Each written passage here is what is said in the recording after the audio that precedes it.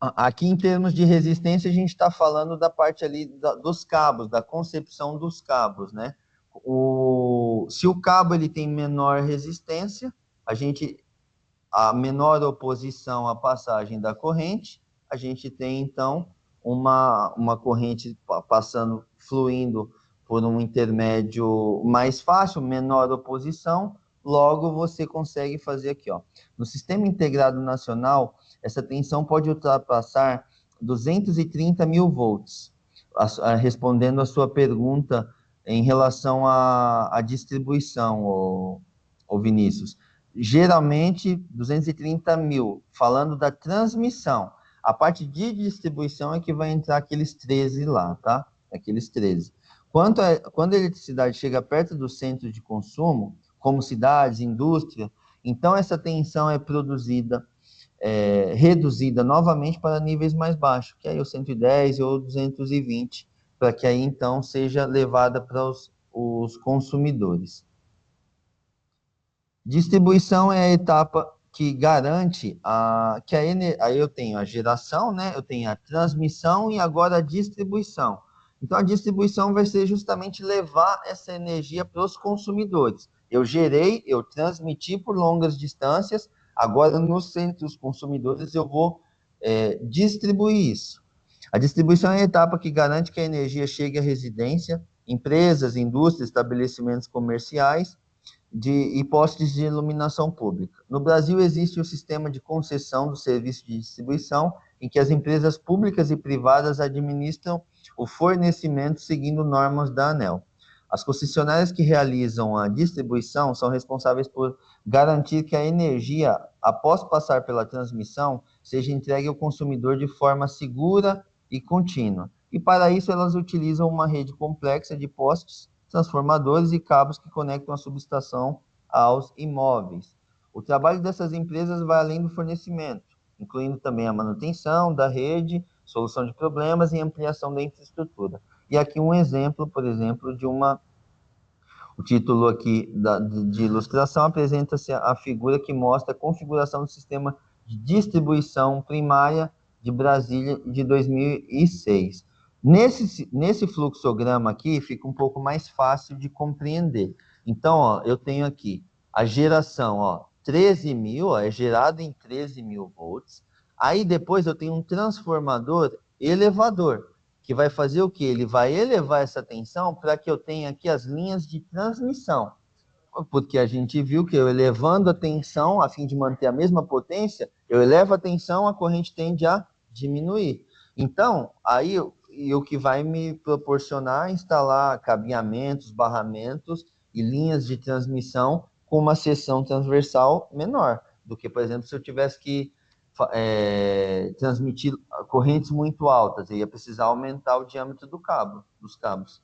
Um componente aqui, que é um transformador, que vai me elevar essa tensão sem perder potência, e aí com isso eu gero, então, nesse caso aqui, nesse nível de tensão mesmo, vem aqui um transformador elevador, vou gerar isso, vamos colocar aqui 230, aí eu vou percorrer essas grandes distâncias, 172 mil quilômetros de linhas de transmissão no nosso país. E aí até os centros. E aí depois eu tenho um transformador baixador para fazer o quê? Para distribuir, para baixar isso para as linhas de distribuição. Ó, e aqui, ó, aí você encontra dois níveis. Geralmente empresa, prédios, edifícios, está entrando aqui o 34 ou 13, mas em sua maioria aqui 34, até porque lá ele também tem subestação, transformadores, e ele vai baixar isso. Então, a depender o custo da tarifa para ele, fica mais em conta receber essa tensão num valor um pouco mais alto. Ele não vai depender do transformador da concessionária, eu tenho transformador, logo a concessionária consegue me dar um desconto. Então, aí geralmente ele vai receber aqui, ele tem lá a cabine primária. Vamos dar uma olhada lá no ar-condicionado da cabine primária. O que é essa cabine primária? É justamente isso. É ali onde vai ter a entrada e o abaixamento dessa tensão para ser utilizada e a gente chegar aí nas tensões comercialmente que funciona com os nossos equipamentos, 110, 220. Geralmente nos prédios, 220.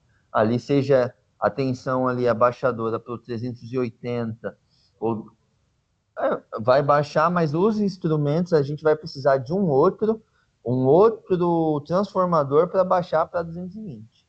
Aí, às vezes, você não tem um 220, você vai ter um 380. Aí você vai usar com o neutro que vai formar esse 220. Nesses prédios, geralmente, a tensão das tomadas é tudo 220. Porque eu não tenho como gerar um 110 por meio disso. Tenho se eu tiver um outro transformador, mas isso não é comum. Aí aqui, nós temos aqui as linhas de distribuição.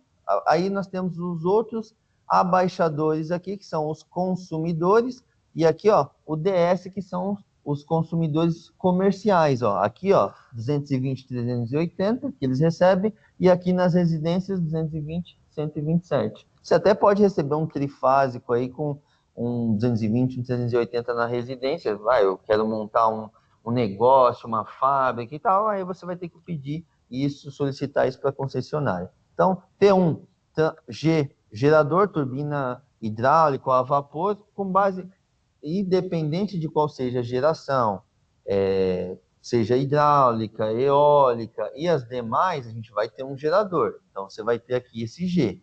Aí, depois disso, segue igual. Então, a partir daqui, você vai conduzir a eletricidade de uma forma igual para todas.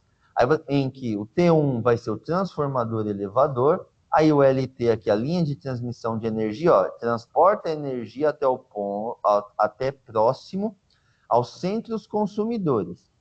Aí você vai ter o abaixador aqui, aí depois você tem a DP, distribuição primária, dentro das zonas urbanas, distribui energia em média tensão, ó, média 13,8 ou 34,5. Aí o 3, transformador de distribuição, baixa a tensão para valores utilizáveis em residências e comércios. Aí o T4, transformador de distribuição para linhas e instalações industriais comerciais, que vão utilizar o nível de tensão aqui 220, 380. E o DS é uma distribuição secundária. Você vai ver que depois do transformador aqui, ele vai vir para a distribuição secundária. Primária aqui e secundária.